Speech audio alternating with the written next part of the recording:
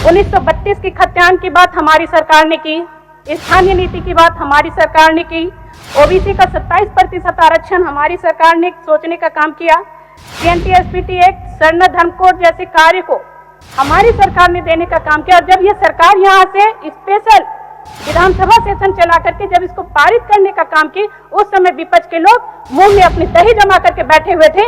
एक आवाज तक इन लोगों ने नहीं किया और समर्थन भी इन लोगों ने नहीं दिया। अध्यक्ष महोदय, मोमेंटो झारखंड के नाम पर जमीन का खेल किया गया। अध्यक्ष महोदय, इतना ही नहीं, शौचालय के नाम पे इन लोगों ने घोटाला किया। अध्यक्ष महोदय, 12,000 का शौचालय देकर आप देखिए शौचालय की स्थिति क्या है। अध्यक्ष महोदय, एक व्यक्ति शौचालय को योग नहीं करता है, वहाँ पर बकरी रखाता है, लकड़ी रखाता है, कोयला और बत्तख मुर्गी पालने का काम वहाँ के लोग ग्रामीण कर रहे हैं। 12,000 में इन लोगों ने आम लोगों को ठगने का काम किया। अध्यक्ष महोदय, इतना ही नहीं, कंबल एवं टॉफी का काला बाजारी इन लोगों ने किया। अध्यक्ष महोदय, हरमू नदी को हरमू नाला में बना देने का काम किया। अध्यक्ष महोदय, इन लोगों ने इस तरह का काम इनकी सरकार, डबल इंजन की सरकार ने की है। माननीय सदस्य अभी कई बार गुहार लगा रहे हैं कि भाई माननीय गिरिडीह सांसद ने हमेशा आवाज उठाया कि ओबीसी का 27% आरक्षण। हम 2016 के टाइम में गोला गोली कांड हुआ था। अध्यक्ष महोदय, यही बीजेपी और डबल इंजन की सरकार थी, इन्हीं के मंत्री रामगढ़ जिला के थे और इन्हीं की रघुवर दास की सरकार थी।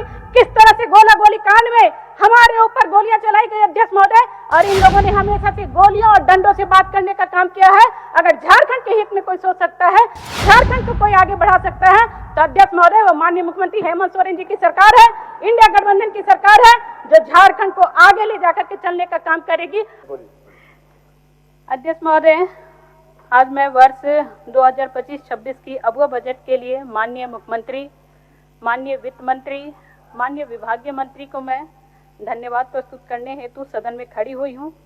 अध्यक्ष महोदय, बहुत ही महत्वपूर्ण विषय पर बोलने का अवसर हमें दिया गया, उसके लिए तहे दिल से आप लोग का आभार है, आपका धन्यवाद है। अध्यक्ष महोदय, महिलाएं हमेशा से ही समाज में विकास के महत्वपूर्ण भूमिका निभाती रही हैं।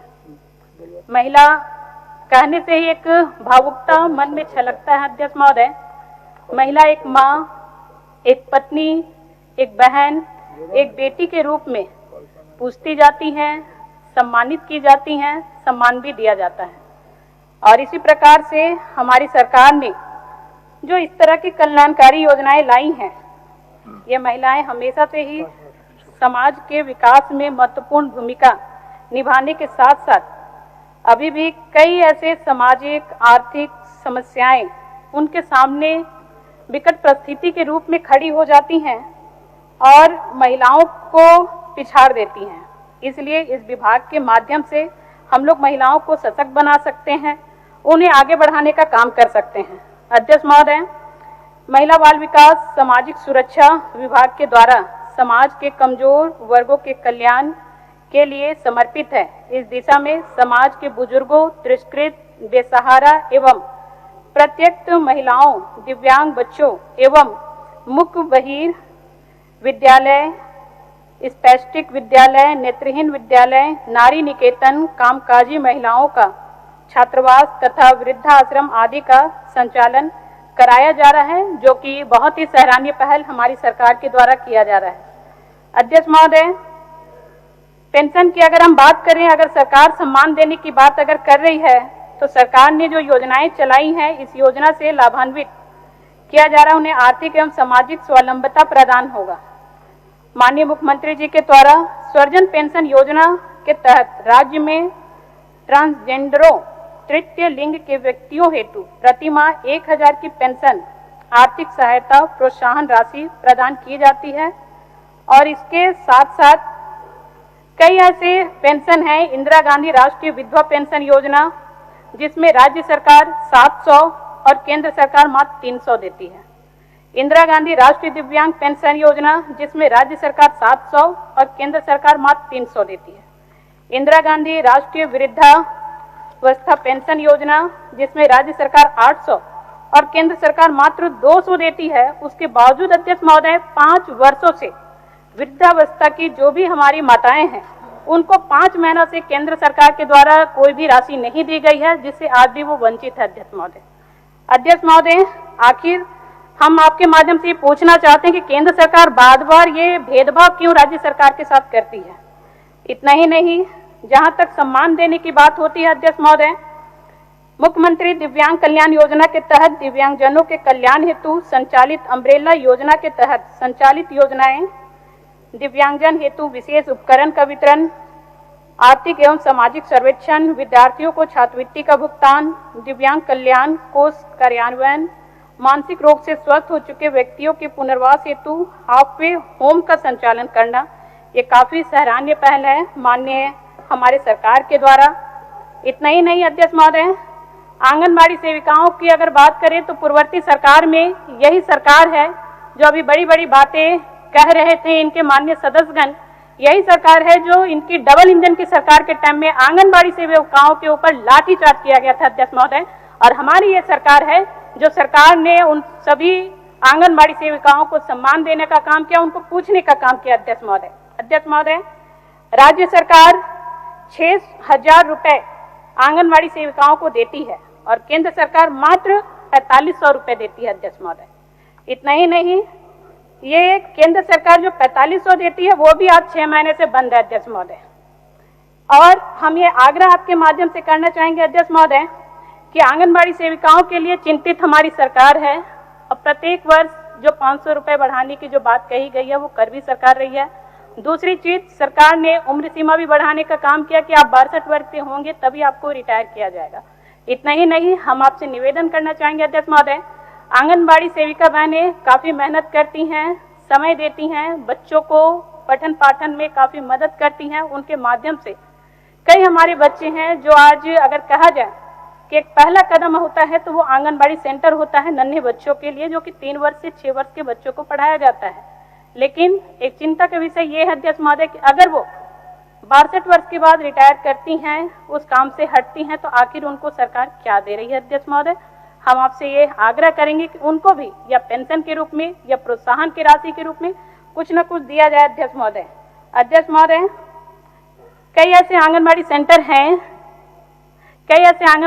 हैं अध्यक्ष महोदय जो आज भी जर्जर अवस्था में हैं और कई ऐसे सेंटर हैं जहाँ पे सेंटर तो बना है लेकिन बिजली की व्यवस्था नहीं है, पानी की व्यवस्था नहीं है, शौचालय की दिक्कत हो रही है। इसमें चंद 2-4 एरिया हैं, मुंडा टोला, मुराम कला, करमाली टोला, मुराम कला, मुंडा टोला, बूढ़ा कुकड़ा, जो कि आज ये बिल्डिंग अधूरा है और कई ऐसी बिल्डिंग है जो जर्जर अवस्था में अध्यक्ष महोदय।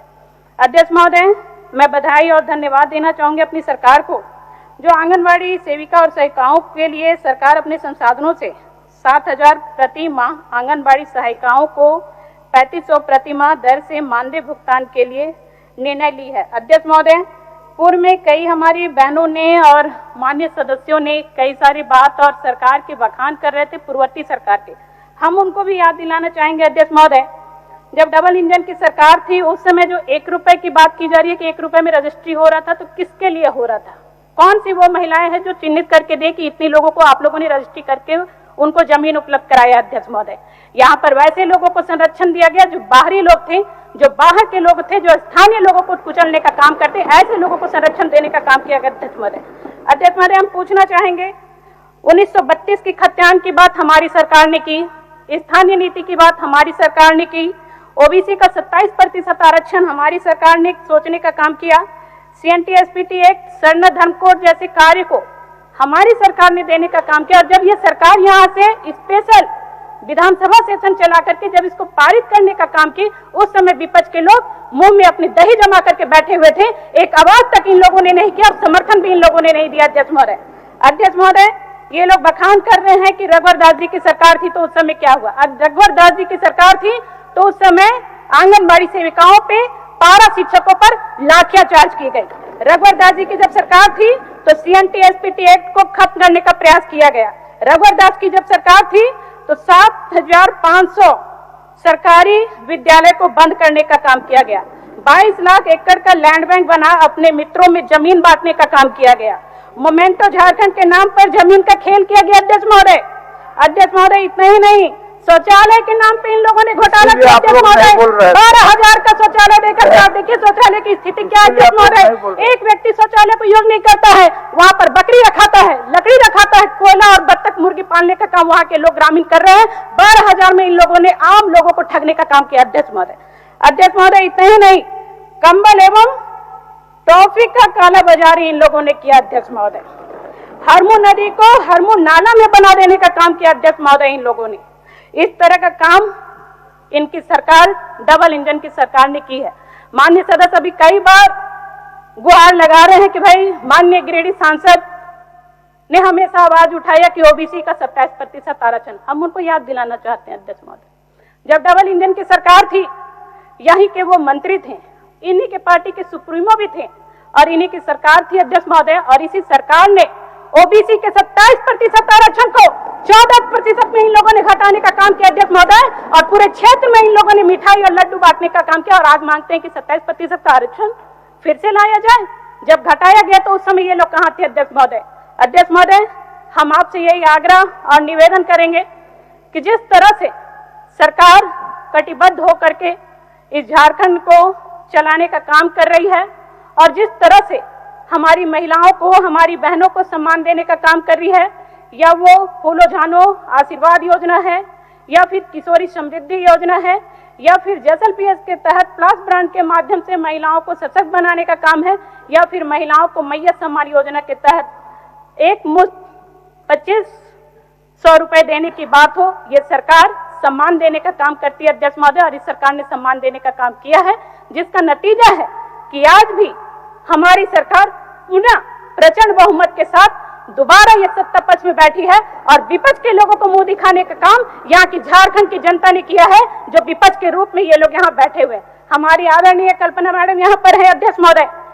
एक महिला सम्मान की बात की जाती है तो हम कहना चाहेंगे अध्यक्ष महोदय, हमें भी काफी अफसोस होता है ये विषय को ला करके।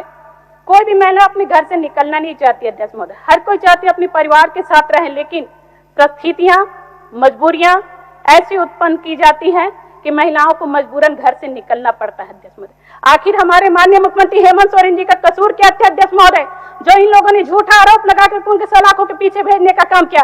अध्यक्ष महोदय, हम पूछना चाहते हैं आपके माध्यम से, एक महिला जो घर में अपने बच्चों को संभालने का काम करते, आज क्या मजबूरी पड़ी कि इनको झारखंड के लोगों के लिए निकलना पड़ा अध्यक्ष महोदय। आज माननीय विधायक सही कहती हैं कि 56 इंच के सीना कहने वाले माननीय प्रधानमंत्री जी, जो कि इनके आका हैं, माननीय प्रधानमंत्री जी को भी हम प्रणाम करते हैं, लेकिन उनके लिए हमारे 56 विधायक ही काफी हैं, जो हमारी कल्पना मैडम कहती है अध्यक्ष महोदय। अध्यक्ष महोदय, ये कहते हैं कि भाई पूर्ववर्ती सरकार हमेशा सम्मान देने का काम की है। 2016 के टाइम में गोला गोली कांड हुआ था अध्यक्ष महोदय, यही बीजेपी और डबल इंजन की सरकार थी, इन्हीं के मंत्री रामगढ़ जिला के थे और इन्हीं की रघुवर दास की सरकार थी। किस तरह से गोला गोली कांड में हमारे ऊपर गोलियां चलाई गई अध्यक्ष महोदय, और इन लोगों ने हमेशा से गोलियों और डंडों से बात करने का काम किया है। अगर झारखंड के हित में कोई सोच सकता है, झारखंड को कोई आगे बढ़ा सकता है, तो अध्यक्ष महोदय वो माननीय मुख्यमंत्री हेमंत सोरेन जी की सरकार है, इंडिया गठबंधन की सरकार है, जो झारखंड को आगे ले जाकर के चलने का काम करेगी। और ऐसे लोगों को झारखंड की जनता, आदिवासी, मूलवासी, अल्पसंख्यक जितने भी लोग हैं, उन लोगों ने इन्हें जवाब देने का काम किया है, जो विपक्ष के तौर में बैठाने का काम किया है। और माननीय मुख्यमंत्री जी को सत्ता पक्ष पे ला करके प्रचंड बहुमत के साथ ये सरकार को चलाने का जिम्मेवारी दिया है, उसके लिए हम तहे दिल से तमाम झारखंड की जनता को आभार व्यक्त करते हैं, धन्यवाद करते हैं अध्यक्ष महोदय। आपने हमें बहुत ही बहुमूल्य समय दिया, उसके लिए तहे दिल से आपका आभार है, धन्यवाद अध्यक्ष महोदय। डॉक्टर लुईस मारंडी जी।